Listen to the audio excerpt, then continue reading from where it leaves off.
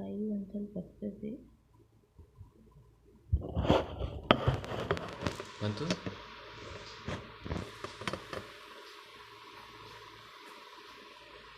ಬಂತ ಹುಡುಗರು ಬಂದಾರ.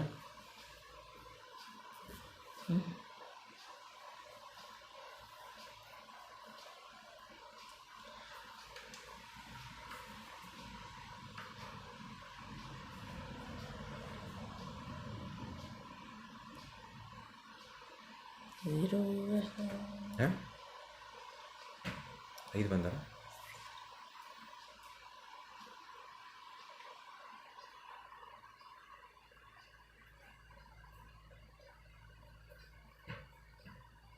ಒಂದು ಸ್ವಲ್ಪ ವಾಟ್ಸಪ್ ಮೆಸೇಜ್ ಹಾಕಿ ನೋಡ್ಲೇನ.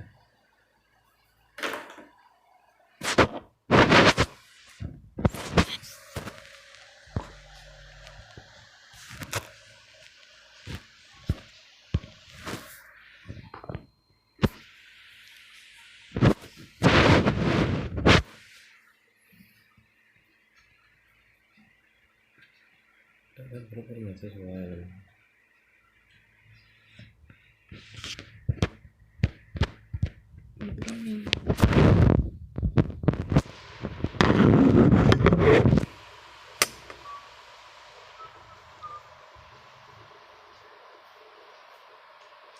ಇಬ್ಬರಾದರೂ ಜಾಯಿನ್ ಆದರೆ ಸಾಕು.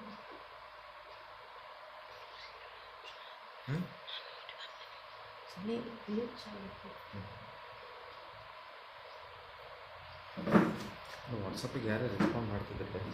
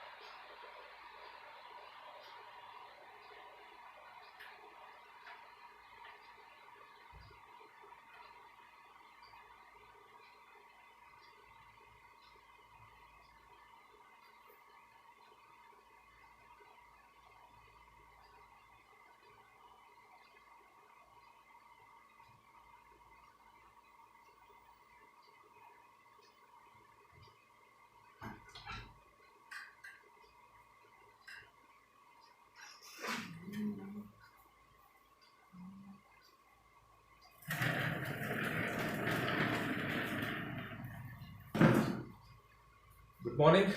I was waiting for students to join this live streaming.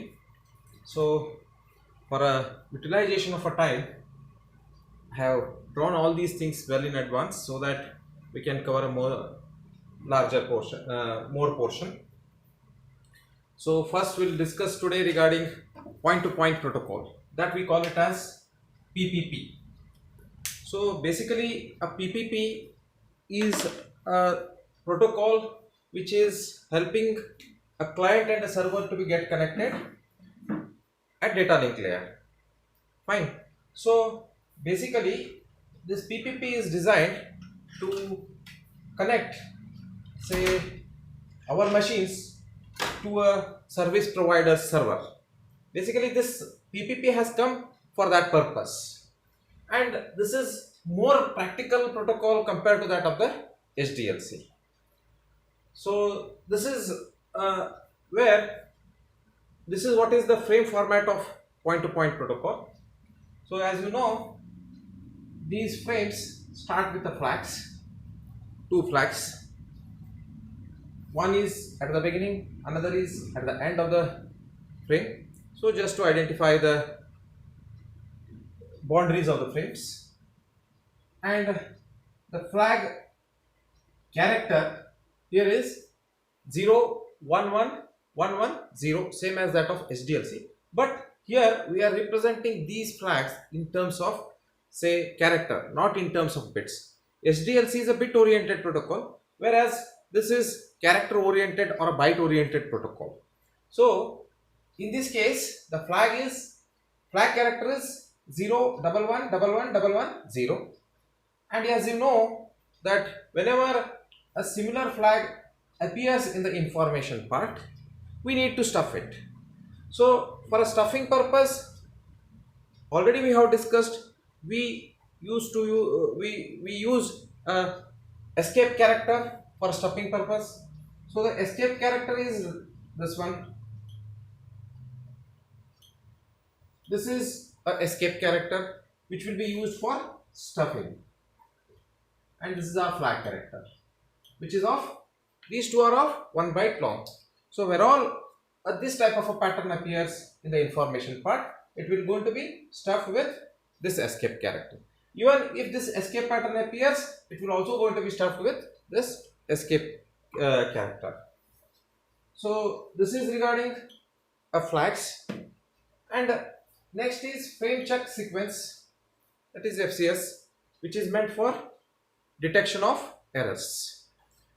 PPP is a very much lightweighted protocol compared to that of our SDLC protocol. Here we don't have that mechanism of flow control or error control which was there in a SDLC. It provides a simple error detection mechanism by which it tries to control the error. Okay, it does not have too many say facilities to detect the error and correct the errors. Okay, simple FCS is enough for us to detect an error and to reject the frames. But one more thing, it does not have that flow control mechanism. Since it works on point-to-point link, okay, so the address what we use is this one, that is broadcast address, all ones. So the address length is 1 byte, 1 byte length. So normally it uses this address for the purpose of broadcasting. And then comes, since the communication here happens between only two machines, so the address, this all ones will going to be enough for us to detect the destination, because the link, the machine which is sitting at the other end of the link itself will be receiving this frame. Next is control. Basically control uses this pattern, this bit pattern. This control field is also a 1 byte long. Okay, so this is 1 byte, this is 1 byte, this is also 1 byte.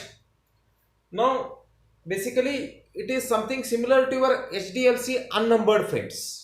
Okay, so basically the control, as you know that it does not have a mechanism of flow control, so the control field is, the value of this control field is fixed. Once a party gets negotiated, once a communication starts, if party enters into the negotiation, once they get negotiated the things, in that case, if both the parties agrees, the control field will going to be removed for further communications. So initially the control field will going to be there. If both the parties are happy without the control field, they can communicate without the control field also. Okay, it is a fixed bit pattern. Next comes is P field. P here, for a reason of space problem, I have written it as P. Actually it is a protocol field.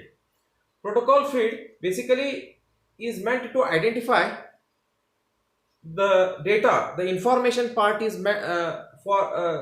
this protocol field is helping a receiver to indicate to which protocol the information is required to be delivered. Okay, basically this PPP supports multiple protocols apart from IP. So now if the whatever the information that is present over here, it is meant for whom to tell about that this protocol field is provided. Okay, say basically that management information also will going to be transmitted through this frame itself.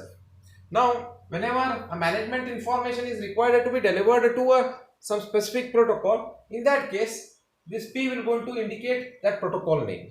So it is a 1 byte field, and those protocols will going to be identified with the help of code. Now frame check sequence, as I said, it is for the purpose of error detection. Like FCS field length is same as that of SDLC case, so it is 2 bytes or 4 bytes. Okay, so that it can work with standard CRCs.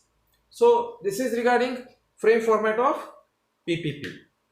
The newer version of PPP, in which say it also supports the multi-link system, okay, where you can have a system where you can have multiple devices connected to a broadcast link. So where in that environment also latest version of PPP works.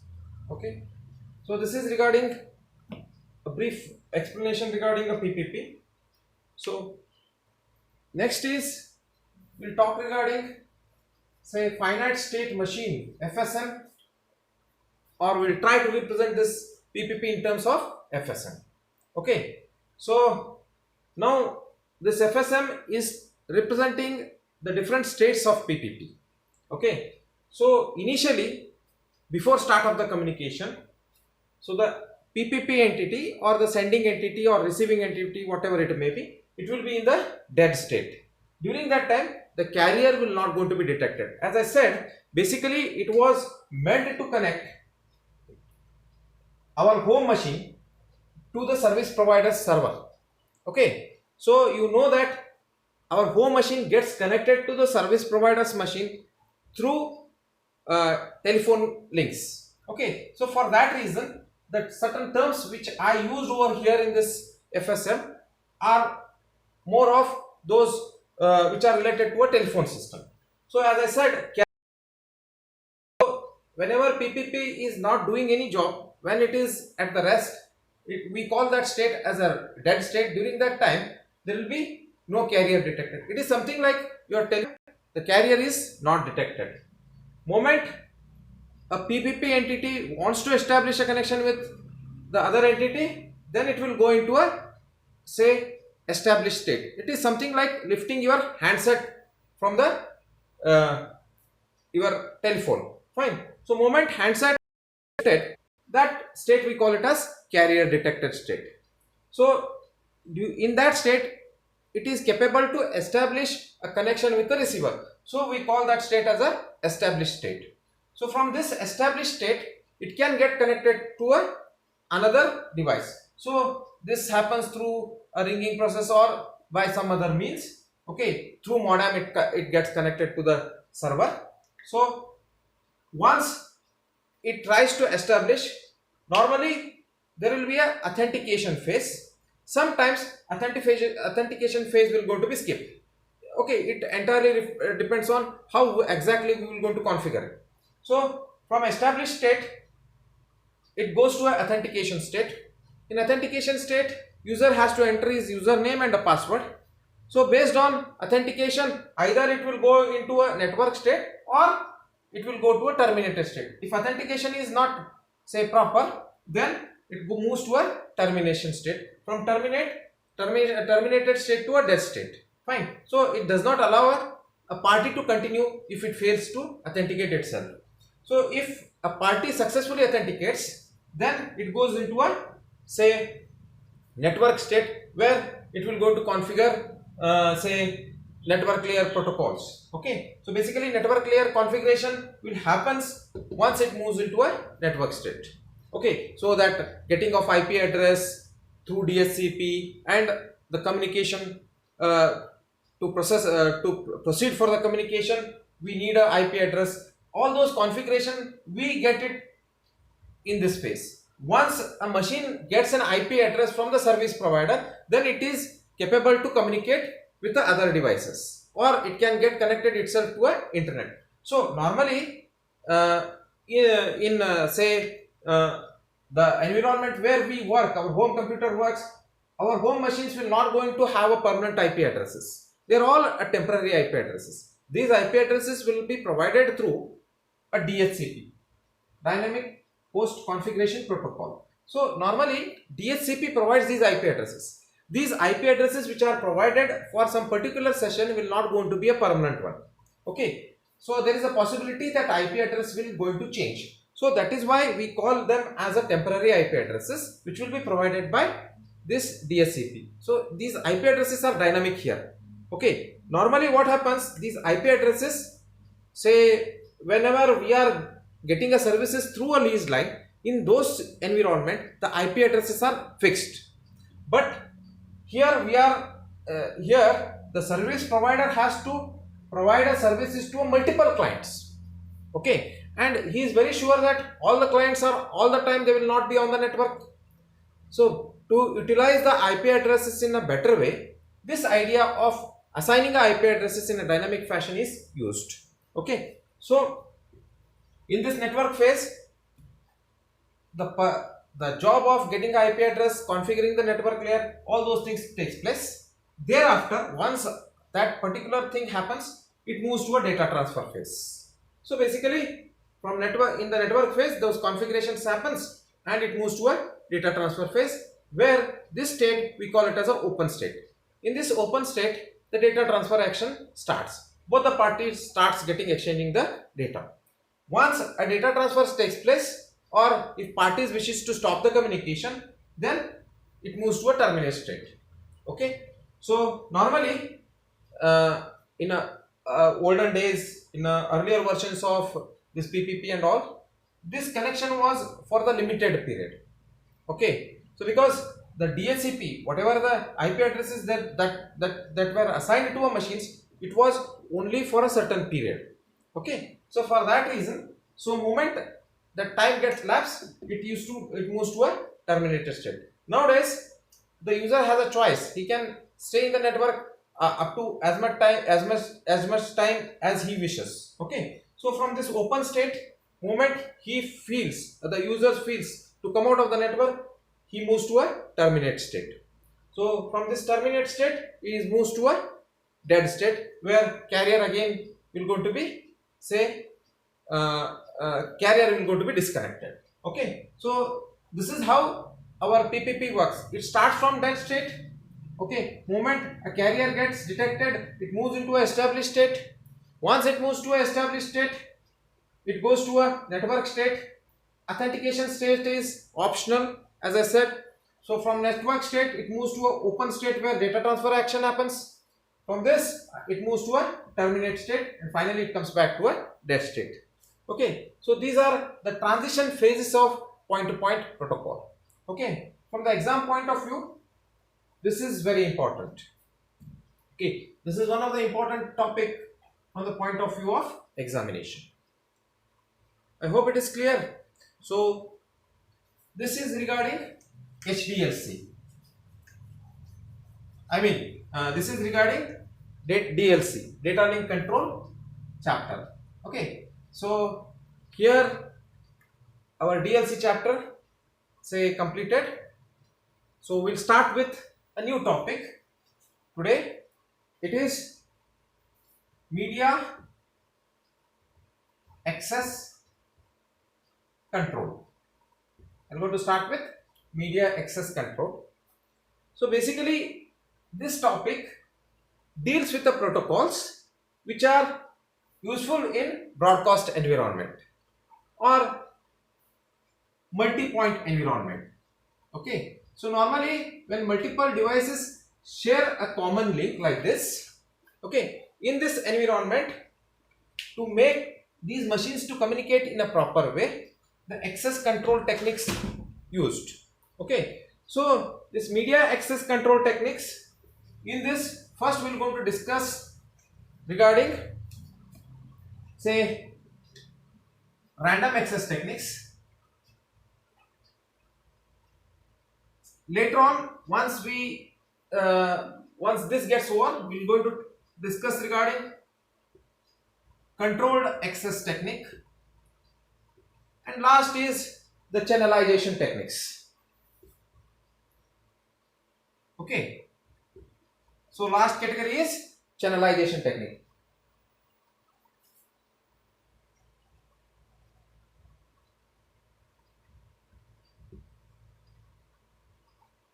Yes, so random access technique, controlled techniques, and channelization technique. So all these are meant for, say, to work in, say, broadcast environment. So first we'll start with random access techniques.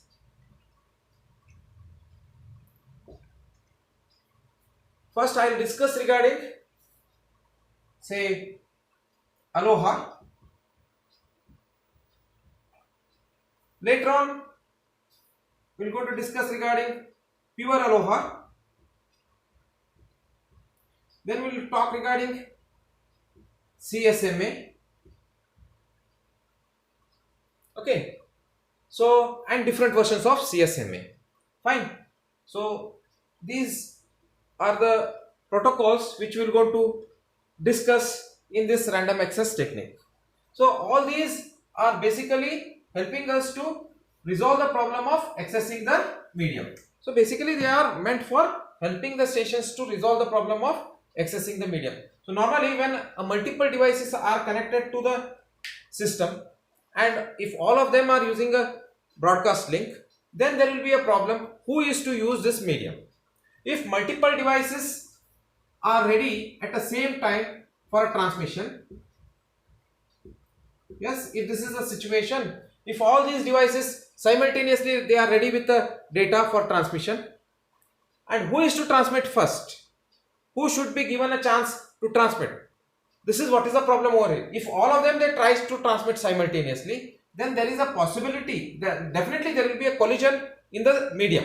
Okay, say for example, if A wants to communicate with B, so it will going to transmit the frame, and if B wants to communicate with D, and if these two are ready at the same time and simultaneously they throw their frames into the network without any coordination, then there is a possibility of collision of these frames, and if these frames gets collided, the information that is present in the frame will going to be, say, lost. Okay, so information will change once these two, here the collision means it is not a physical collision. Once they get, say, once these electrical signals get interacted with each other, the actual information, the actual represented information will going to be changed.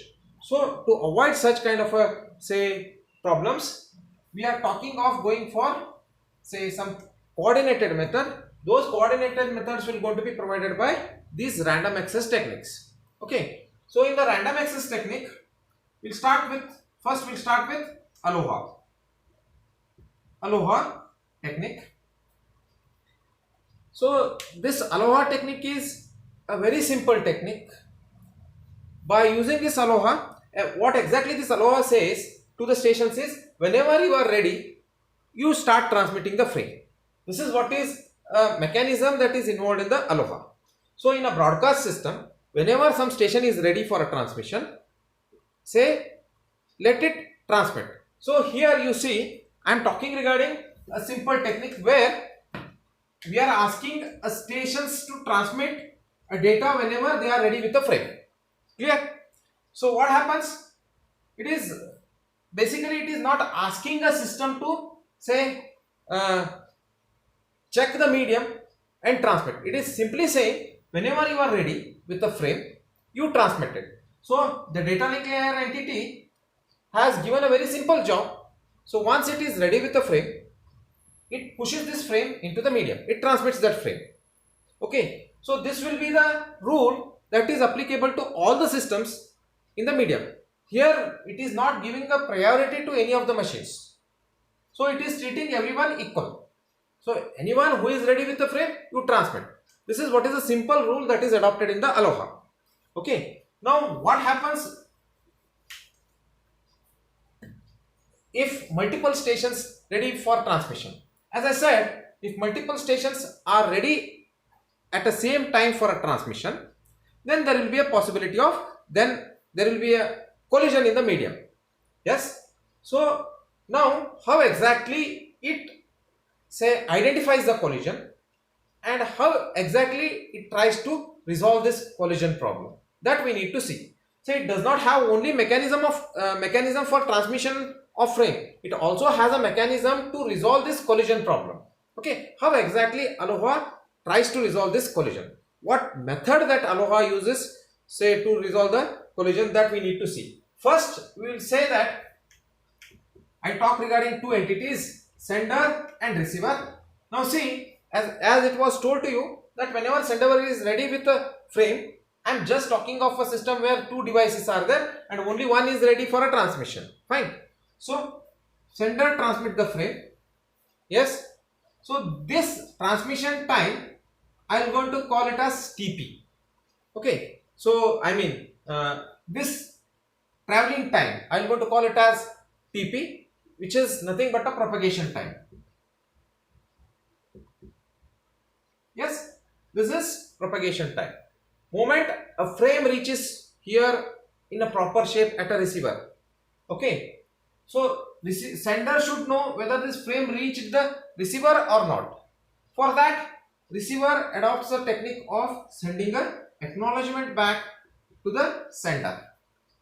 So time needed for acknowledgement to come back from receiver side to a sender side is again TP.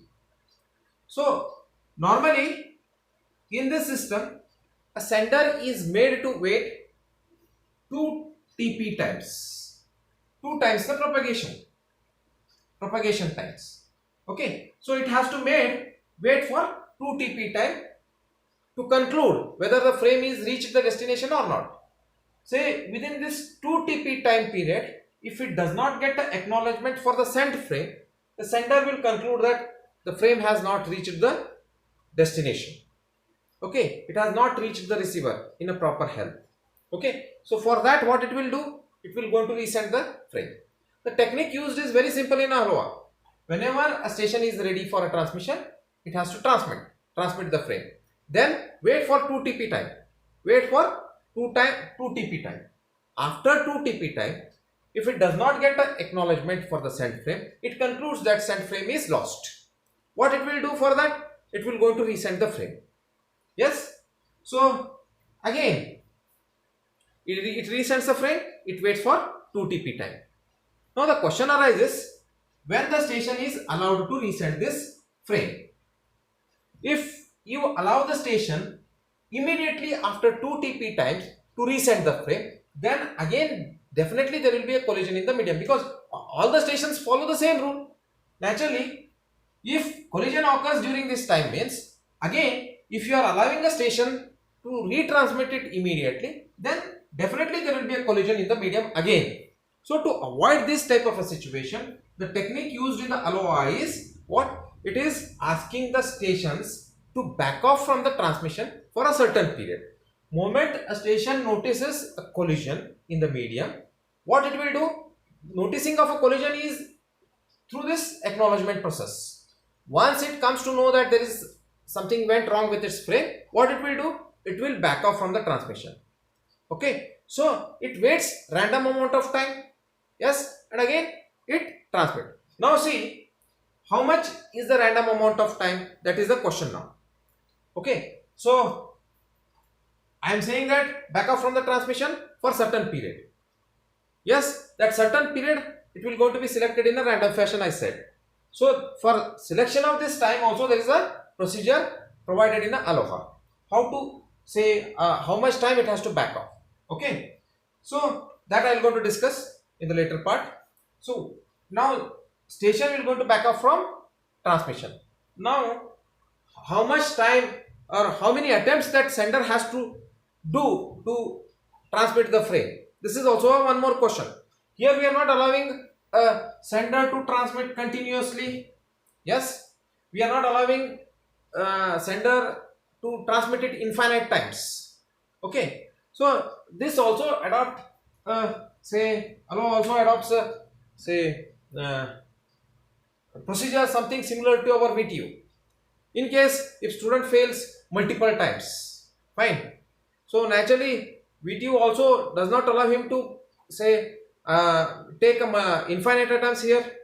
If he fails in one subject, he will be given some certain finite number of chances. Yes, and after that finite chance, VTU will issue a certificate saying that not fit for technical education. Same is the case over here.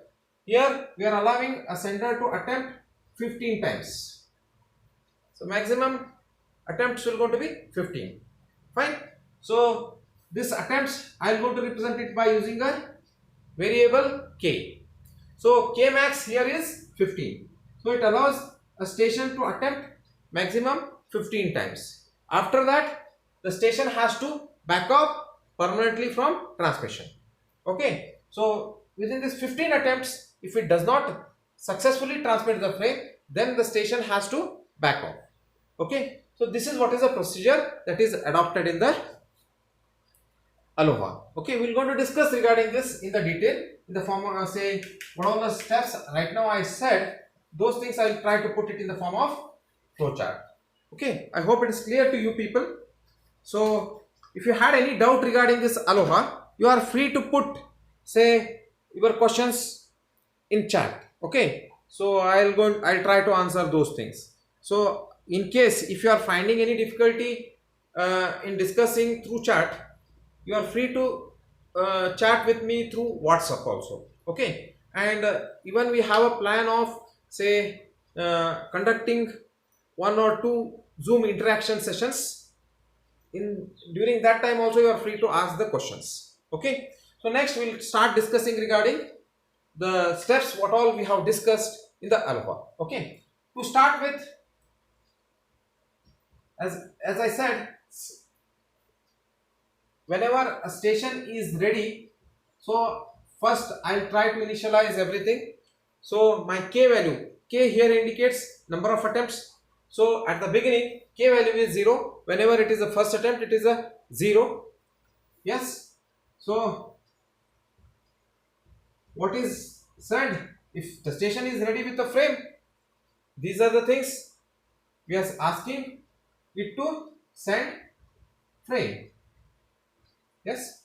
So I'll redraw it because space problem.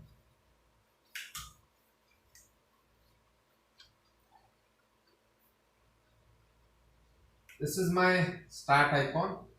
So k is equal to 0 and I said send frame. Yes, send frame. Okay, so after sending a frame, what is to be done? It is going to wait for 2 TP times. This waiting is for the purpose of acknowledgement. Okay, so 2 TP times, where TP is propagation time. It is propagation time, where k is some variable which is helping us to keep a track of number of attempts. K is number of attempts. So initially its value is 0. Okay, so wait for 2 TP times. So within 2 TP times, if it gets acknowledgement, yes, I'll simply say yes. So it indicates the acknowledgement comes back. Acknowledgement. If it gets an acknowledgement, what we say? Stop or success. Rather than saying stop, I'm not stopping a station from transmission. We'll say that transmission is successful. Yes. So next, if it is acknowledgement is not received, what is to be done? K, increment k. K is equal to k plus 1. So the number of attempt get increased by 1. Okay. So then, as I said, you are not allowing to say work for infinite time. So we are checking this k value with k max. Okay, so if k max is greater than k,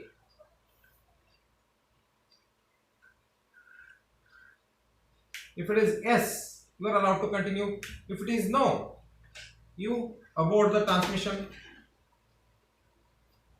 Yes, if it is say greater than then, you are allowed to transmit. Fine. So basically this checking happens over here.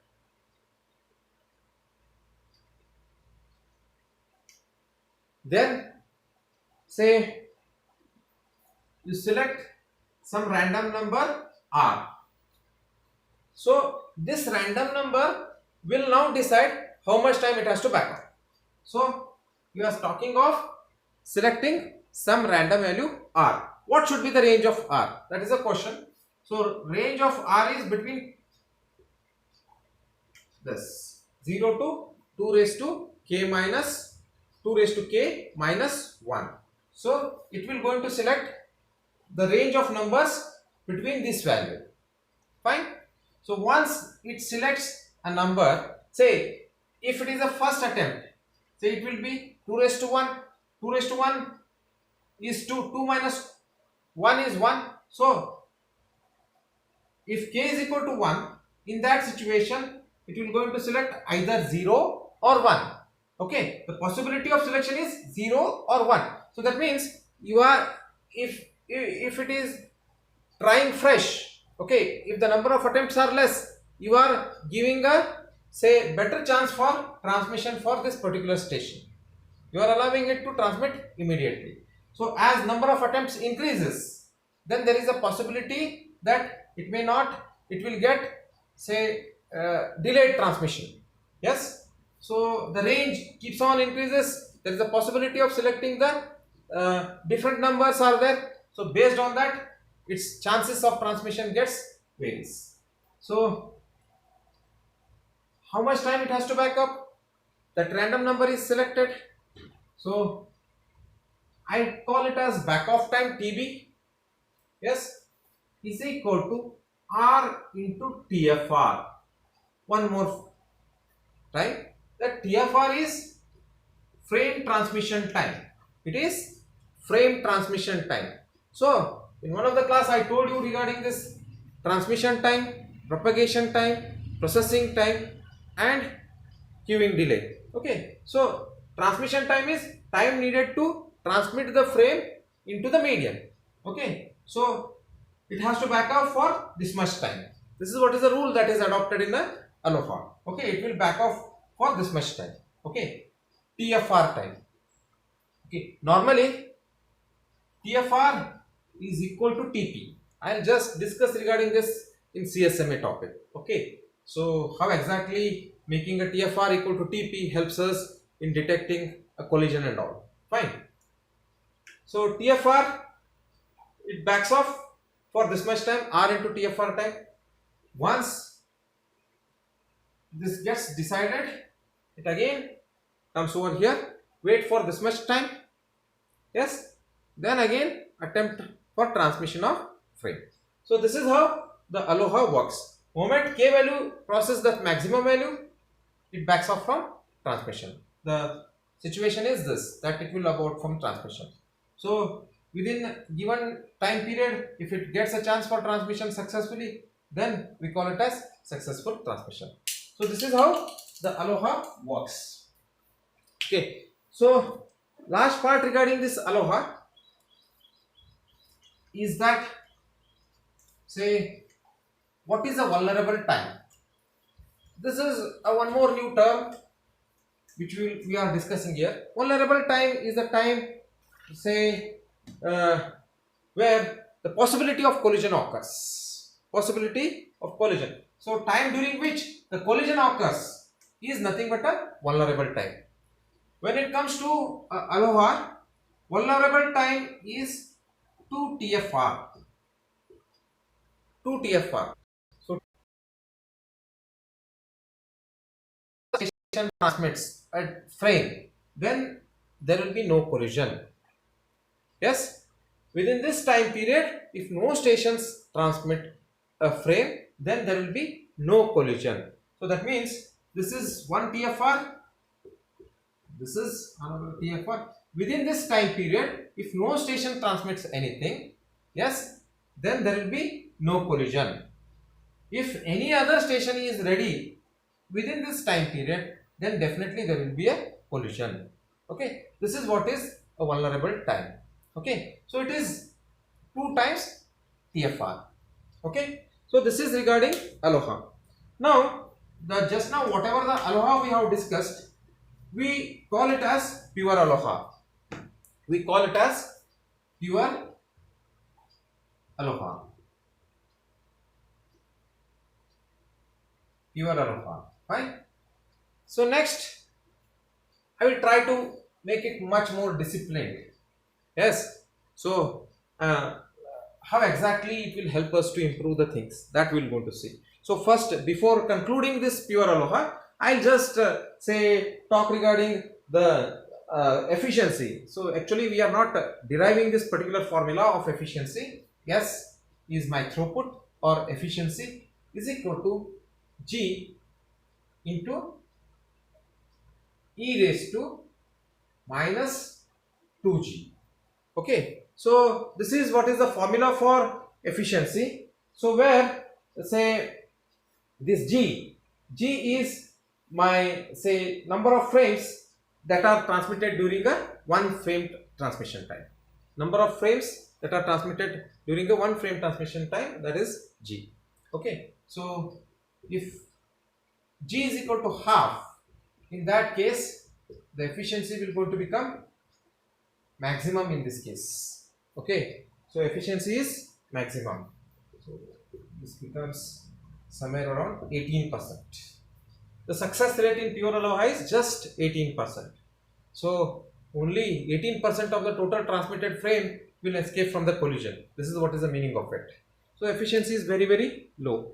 So the formula for efficiency is this, where G is number of frames transmitted during one frame transmission time, right? Or number of frames present during a one transmission time, right? So this is regarding pure aloha.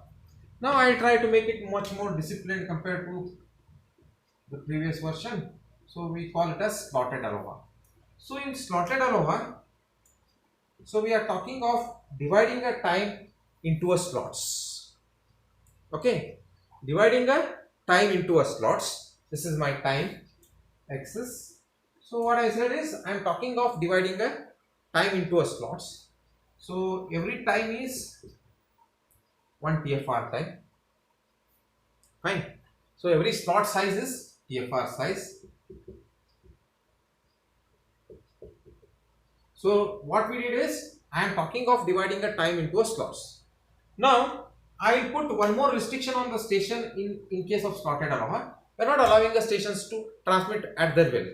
What we say is in a slotted aloha, it puts a restriction on the station to transmit only during the beginning of new slot. Say by chance if some station is ready somewhere in the middle of ready, they are allowed to put it in the say system. But whereas in case of slotted aloha, we are not allowing a station to transmit at their will. Okay, we are asking it to wait till beginning of new time frame. Okay, so stations are allowed to transmit in slotted aloha only at the beginning of new time slot. So if somebody is ready somewhere here, it is only allowed to transmit here. It is not allowed to transmit here. Okay, so every station has to wait for beginning of new time slots. These time slots I am going to call them as T1, T2, T3, T4 and so on. So at the beginning of new time slot, the stations are only allowed to transmit. This discipline we have introduced in a pure aloha. Okay, so then we started calling it as a slotted aloha. So again, the rest all the things of transmitting the frame, waiting for 2 TP time, and if acknowledgement comes back, conclusion is that say frame reached successfully the destination, all those things remain same. Okay, only change is begin the transmission at the new time slot. Okay, so only a small change we have done, and then when we verified the throughput, yes, in this case is G into e raised to minus G. Yes, the throughput in case of say slotted aloha is G raised to S is equal to G into e raised to minus G.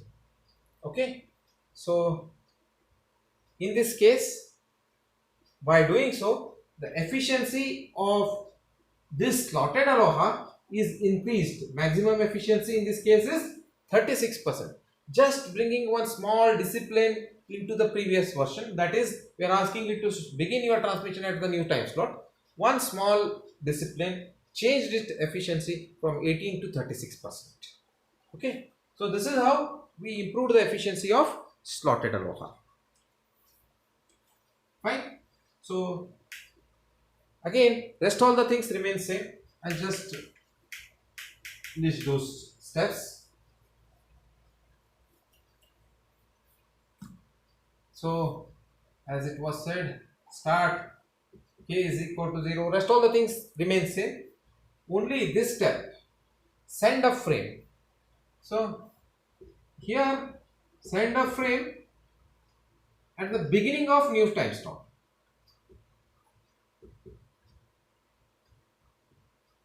Send a frame at the beginning of new time stop. Only this step got changed. Again, waiting for 2 TP time. Wait for 2 TP for acknowledgement purpose. If acknowledgement is received, success. Not, again the number of attempts get increases. Rules used for backing off remain same. Yes, and number of attempts also remains same. All these things, this part, okay, back off procedure remains same as that of pure ALOA, but only changes this. So such a small change in for a pure ALOA increase the efficiency by say double, so that is 36%. Okay, so in the next class I will discuss regarding CSMA. Thank you very much.